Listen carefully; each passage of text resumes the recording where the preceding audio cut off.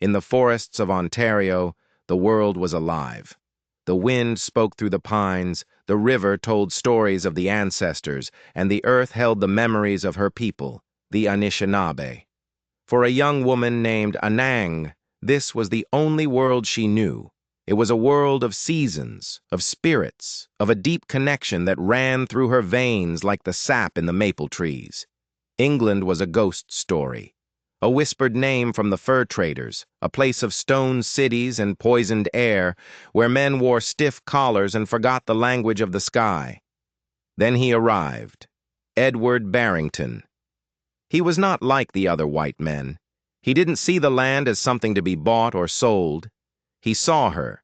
He listened to her stories, his blue eyes wide with a strange kind of hunger. He was a writer, an explorer, a man who claimed to be fascinated by her world. Fascination turned to promises. He spoke of London, a city of lights and wonders. He spoke of a life where she would want for nothing. He asked her to be his wife. The elders warned her. Their words were like stones in a clear stream. Their world is not our world, they said. They will try to make you forget the earth you stand on. They will try to silence the songs in your heart. But Edward's voice was a powerful current, and it pulled her away from the shore of everything she had ever known. Love, or maybe just the burning curiosity to see this other world, was stronger than fear. So she left.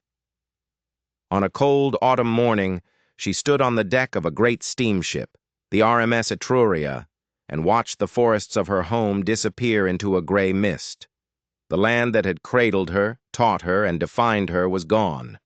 The Atlantic was a cold, endless beast. For weeks the ship groaned and shuddered, carrying her further into the unknown.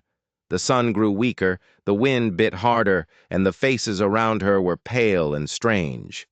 Women in dresses like cages whispered behind gloved hands, their eyes flicking toward her dark hair and skin. Men in tall hats discussed business and empire, their world a puzzle of words she didn't yet understand. She was a curiosity, an exhibit, Edward's wild prize, and then England, Liverpool. The air tasted of coal and damp stone. The noise was a physical thing, a crushing weight of shouting men, clattering hooves, and screeching iron. It was a city built of sharp edges and shadows. Edward rushed her through the chaos, onto a train that roared like a hungry animal, pulling her deeper into the belly of the beast. London, the heart of the empire. As the sun set, they arrived at the Barrington estate in Kensington. It wasn't a home. It was a fortress of gray stone with manicured gardens that looked like they were afraid to grow wild. And waiting at the door was a woman made of ice, Lady Barrington, Edward's mother. The moment Anang stepped over the threshold, she felt the woman's gaze. It wasn't just a look. It was an assessment, a judgment, a weighing of her worth. Lady Barrington said nothing. She didn't have to. The slight, almost invisible tightening of her lips screamed a single damning thought. This is not what I wanted for my son. Edward, full of a confidence that seemed suddenly hollow, ignored his mother's silent verdict. He led Anang deeper into the house, a labyrinth of polished floors and glittering chandeliers. Servants moved like ghosts in the hallways, their eyes always looking down, away, as if her presence was a stain on the perfection of the home. Dinner was a performance of silence, at least for her. The Barringtons, Edward's mother, his father, his two sisters, spoke in low, polite tones about things she couldn't grasp: politics, the theater, society gossip. Anang sat frozen, staring at the battlefield of silverware laid out before her, a dozen utensils, each with a secret purpose. Which one was for the fish, the soup? Her hand hovered, uncertain. She finally picked up a spoon, her knuckles white. Across the table, Lady Barrington's eyes narrowed. A faint, almost inaudible sigh escaped her lips. A look was exchanged with Edward, a look of profound disappointment. Anang put the spoon down. The food on her plate remained untouched. The walls of the dining room felt like they were shrinking, the air growing thick and heavy. The flickering candles cast long, dancing shadows that seemed to mock her. She knew then, with a certainty that chilled her to the bone, that the elders were right. She wasn't just in a new place. She was in a cage. And she was beginning to understand that Edward wasn't her partner in this new world. He was her keeper. She tried to disappear. In the days that followed, Anang learned to walk without making a sound, to sit in a room so still she was nearly forgotten. She watched the Barrington women, studying them like a hunter studies its prey. The precise tilt of their chins, the delicate curve of their fingers around a teacup, the way their laughter never reached their eyes. She was expected to become one of them. A perfect, polished doll. But the wild spirit of the forest doesn't die so easily.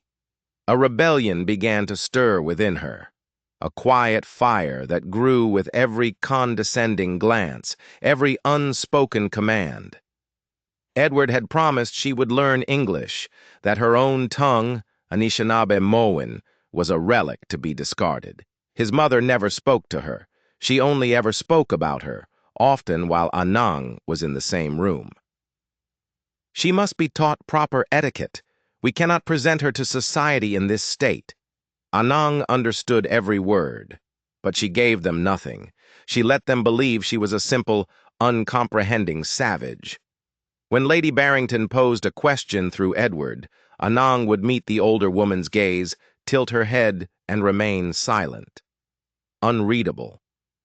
And when she chose to speak, she spoke in the language of her people. Her voice, calm and musical, filled the sterile rooms with a life they had never known. It unnerved them. She could see the flicker of confusion and anger in their eyes. She was refusing to be erased. This was her language. They would not take it from her. The battle lines were drawn over a piece of clothing, a corset. The night of her first formal dinner party arrived. A maid entered her room carrying a gown of silk and lace and a corset that looked like an instrument of torture, all bone and stiff fabric. "You must wear it," Edward said, his voice gentle but with an edge of command. "It is the fashion." She allowed them to lace her into the contraption. They pulled the strings tighter and tighter, until her ribs screamed in protest, her lungs fighting for air. She stood before the tall mirror, a stranger staring back at her, a pale, trapped thing with dark, haunted eyes. This was not her.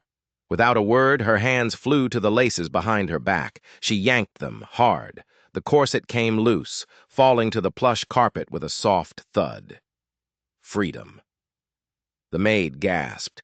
Edward stepped forward, his face a mask of disbelief and frustration. "Anang!" But she had already turned her back on the mirror, on the cage they had tried to put her in. She would not be bound, not by their rules, and not by their clothes. She chose a simple dress from her own trunk, one that allowed her to breathe. The look on Edward's face was one she would never forget. It wasn't love. It was annoyance.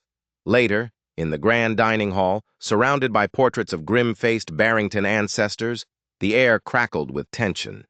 She sat beside Edward, ignoring the glittering arsenal of forks and knives beside her plate. A servant placed a dish before her.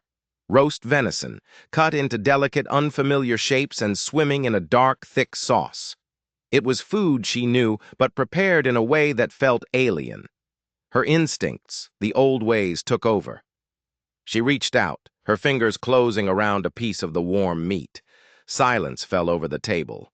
A fork clattered against a plate. Every eye was on her.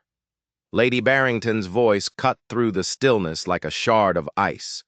"We do not eat with our hands." Edward's hand landed on her wrist, a silent, urgent warning. Anang looked around the table at the faces filled with shock and disgust. They were waiting for her to be ashamed, to apologize, to conform. She slowly lifted her gaze to meet Lady Barrington's. Then, holding the older woman's stare, she brought the piece of venison to her lips and ate it. She did not look away. She did not flinch. She chewed slowly, deliberately, letting the silence stretch, letting them choke on their own discomfort. This was not ignorance. This was a declaration of war. Later that night, the door to their bedroom clicked shut behind them. Edward paced the floor, his frustration boiling over. "Anang, why must you fight them at every turn? Why do you intentionally provoke my mother?"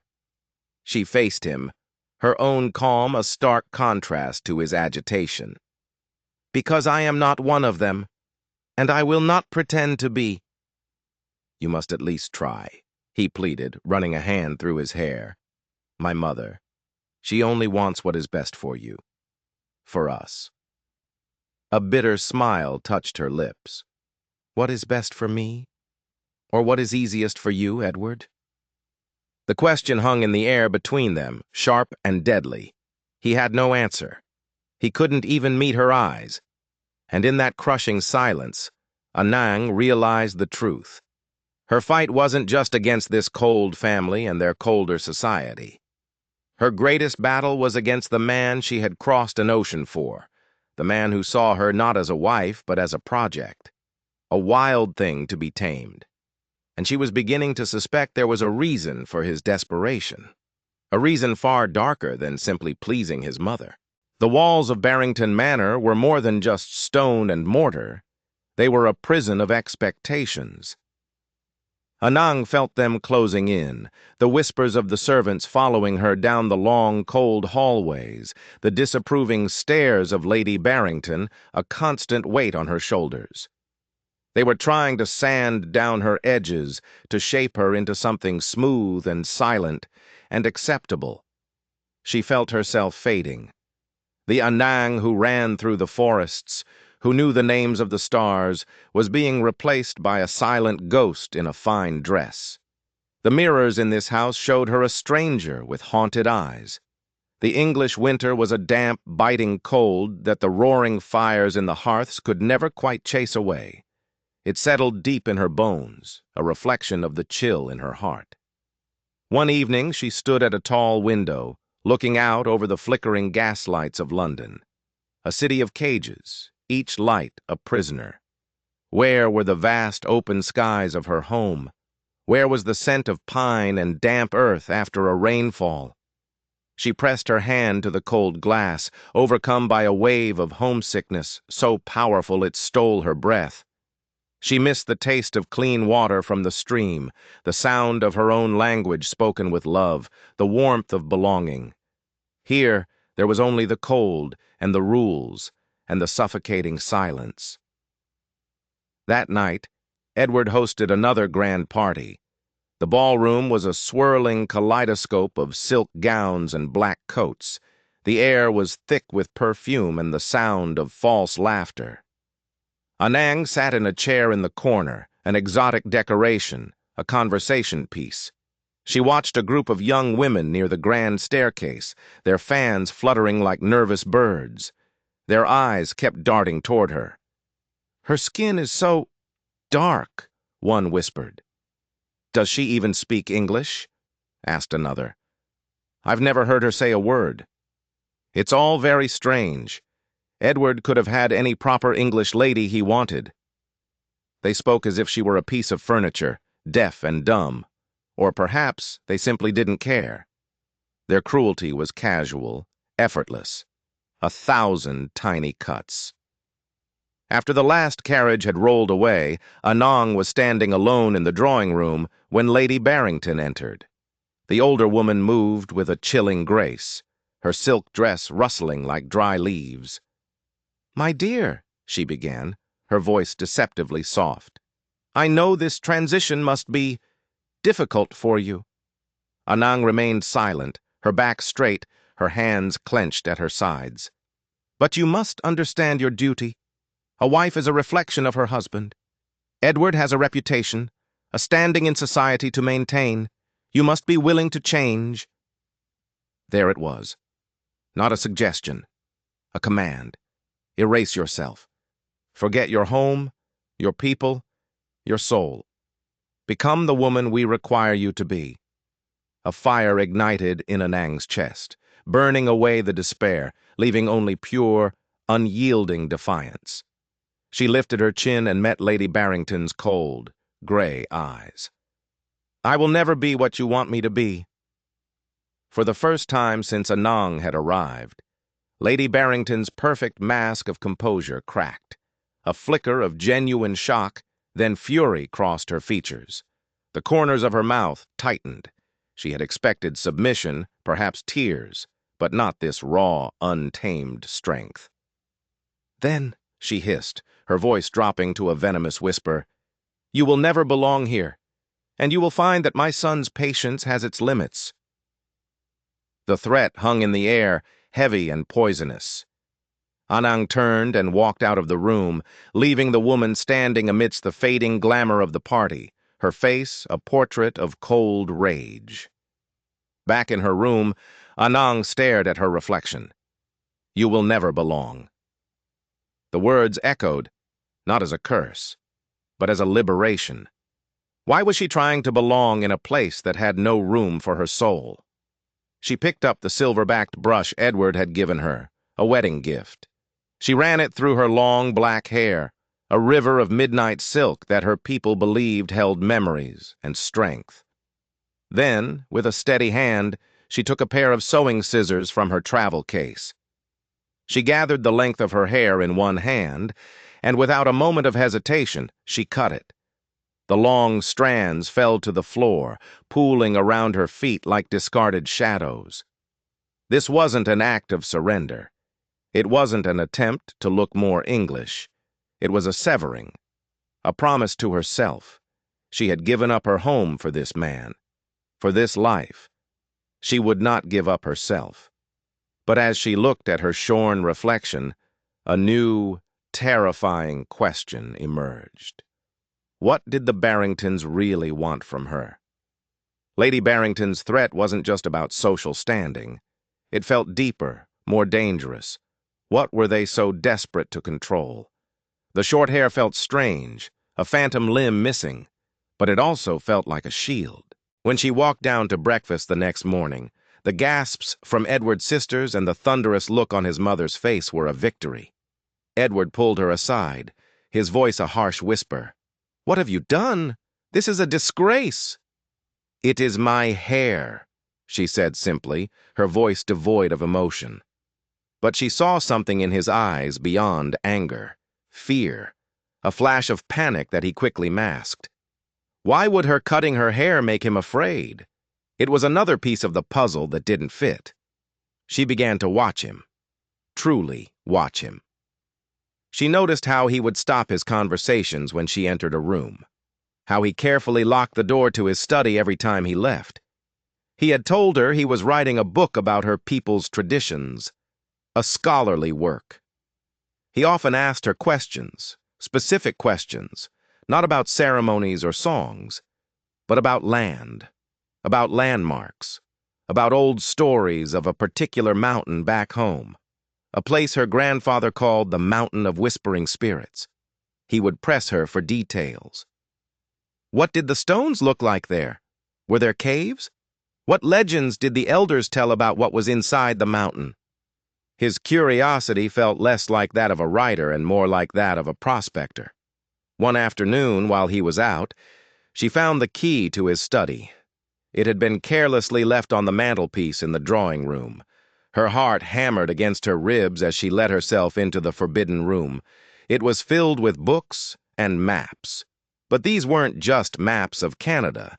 They were detailed geological surveys. On his desk, laid out under a heavy glass paperweight, was a hand-drawn map.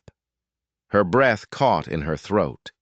It was a map of her people's territory, and marked on it, with a precise X in red ink, was the Mountain of Whispering Spirits. Beside the map was a journal, his journal. Her English was still clumsy, but she could read enough. The pages weren't filled with cultural observations. They were filled with notes on mineral deposits, assays, references to letters from a mining syndicate. He wasn't writing a book. He was planning a theft. But then she found something else. tucked into a drawer. A small leather-bound diary. The handwriting was different, more elegant, feminine. And the language. It wasn't English. It was a dialect she recognized, from the Cree people whose lands bordered her own. She could only decipher fragments, words of fear, loneliness. He promises me the world, but shows me only a cage. His mother watches me. She hates me. He asks about the river of sorrows day after day. He does not care for the stories, only for what lies beneath the water. Then, the final entry, dated almost a year ago. The handwriting was shaky, panicked. They know that I know. I am a prisoner. They will not let me leave. If anyone finds this, my name is Lena. Do not let them forget me. Lena. A cold dread washed over Anang. She wasn't the first. She was the replacement. Edward's fascination with indigenous cultures was a lie. He was a predator. He found women who held traditional knowledge, charmed them, brought them to England, and tried to pry their secrets from them. Secrets of the land, secrets worth a fortune. What had happened to Lena? The diary ended abruptly. The cold of the manor suddenly felt malevolent. The house wasn't just unwelcoming, it was a tomb. The whispers she heard weren't just gossip. They were warnings. She placed the diary back exactly where she found it, her mind racing. Every interaction, every cold shoulder from Lady Barrington, every pleading look from Edward, was cast in a new, sinister light. They weren't trying to change her. They were trying to break her. They needed the information only she possessed, the stories her grandfather had told her about the mountain. Her defiance was no longer just about preserving her identity. It was about survival. Lena had fought them and disappeared. Anang knew with chilling certainty that they would do the same to her if she didn't give them what they wanted. She had to play their game. A change came over Anang, a change so subtle that at first the Barringtons mistook it for surrender. She stopped speaking Anishinaabe-Mowin. She allowed the maids to help her with the complex English dresses, though she still refused the corset. She began to answer their questions in quiet, halting English.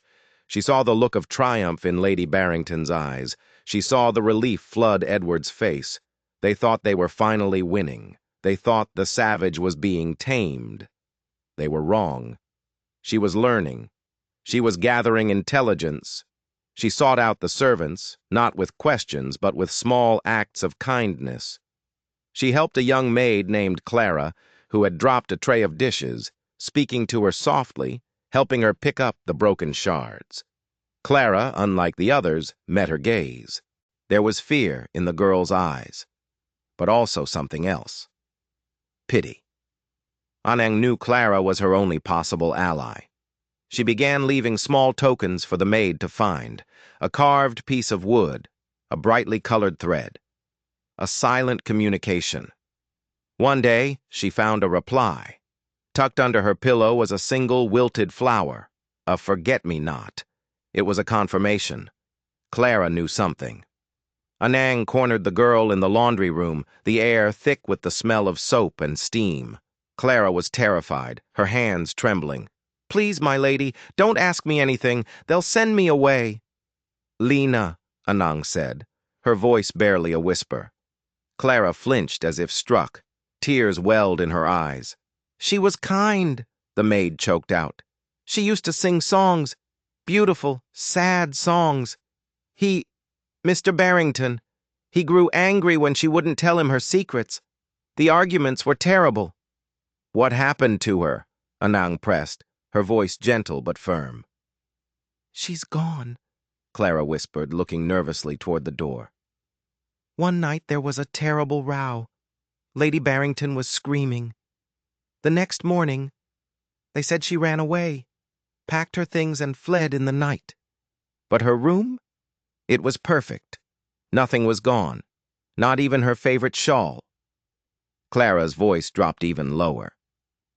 "A few days later, the gardeners were told not to touch the old ruined folly at the bottom of the garden. Lady Barrington said it was structurally unsound, but it wasn't. They were just told to stay away. The Folly, a crumbling stone structure overgrown with ivy, a place no one ever went. Anang knew. Lena hadn't run away. She was still here, buried. The knowledge was a block of ice in her stomach. Edward hadn't just used Lena. He had murdered her, and his mother had helped him cover it up. Her own life was balanced on a knife's edge. They would get the information from her one way or another. And once they had it, she would be disposed of, just like the woman before her. Another runaway savage who couldn't handle civilized life. The perfect crime. She had to escape. But how? She was a prisoner, watched at all times. She had no money, no allies on this vast foreign island.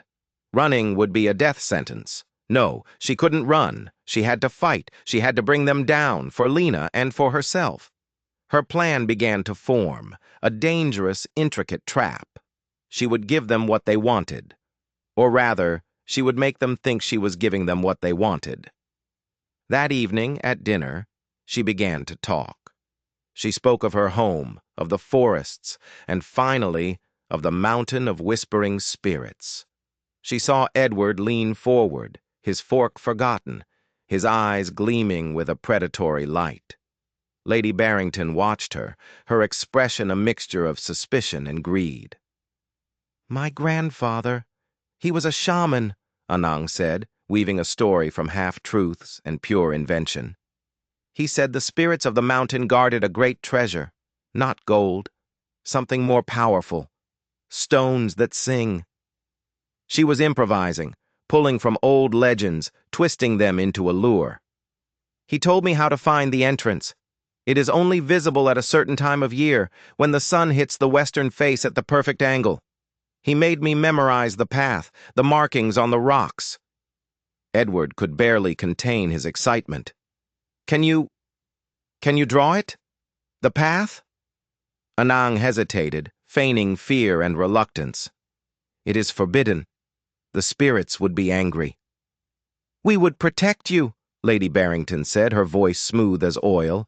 "This knowledge could be very important for science, for the world." The hypocrisy was breathtaking. I am not sure I remember it all," Anang lied. "Try," Edward urged, his voice tight with desperation. "For me, Anang, for our future, their future, a future built on Lena's bones and the plunder of her homeland." She looked at him, at the man she once thought she loved, and felt nothing but a cold, clear purpose. She would be his downfall. "Perhaps," she whispered, letting him see a flicker of hope. "Perhaps if I were there, if I saw the land, it would come back to me." The trap was set. She had offered them the ultimate prize, herself, as a guide, leading them straight to their promised fortune. She knew they would take the bait. An expedition back to Canada would be arranged. And on her own land, the spirits of the forest would be waiting. The hunter would become the hunted. The atmosphere in Barrington Manor shifted overnight. The oppressive chill was replaced by a tense, feverish excitement. Anang was no longer an inconvenience. She was the key. Lady Barrington was almost pleasant to her, inquiring after her health, ensuring she had everything she needed. Edward hovered around her constantly, bringing her gifts, telling her how much he loved her, his words thin and brittle. They thought they had broken her. They saw her quiet compliance as victory. They didn't see the woman who lay awake at night, staring into the darkness, sharpening her mind like a knife. They didn't see her carefully studying the household routines, the servants' schedules, the exact moment the post was collected each morning. She needed to get a message out, a message that would travel across the ocean faster than their ship could. Her only hope was Clara. She found the young maid in the linen closet, folding sheets. Anang pressed a small, intricately carved bird into her hand. It was something she had whittled in secret from a piece of firewood. "This is for you, Clara, a token of friendship." Clara's eyes filled with tears. "You shouldn't, my lady. It's not safe." I need your help, Anang whispered, her voice urgent. A letter. It must be posted without them knowing. The girl's face went pale with terror. I can't. If they found out. They will kill me, Clara, Anang said, her voice flat and certain. Just like they killed Lena. Is that the secret you want to carry for the rest of your life? The truth of the words hung between them. Clara looked down at the wooden bird in her palm, her decision made. What do you need me to do? Anang spent the next 2 nights writing by the dying embers of her fire. She wrote 2 letters. The first was to the chief of the neighboring Cree nation, Lena's people. She told him everything she knew, everything she suspected. She told him about the diary, the mining syndicate, and the folly in the garden. She described Edward and his methods in precise detail. The second letter was to her own council of elders. She told them that Edward Barrington was coming, not as a husband, but as a thief. She described the map and told them the story she had fed him about the singing stones. She instructed them to prepare a welcome for him. Not a welcome of celebration, but a welcome of judgment. She gave Clara the letters, along with the few pieces of jewelry she had left to pay for the international postage. It was a terrible risk. If Clara was caught, she would be ruined, or worse.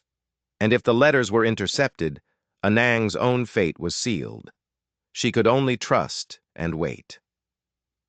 The days crawled by.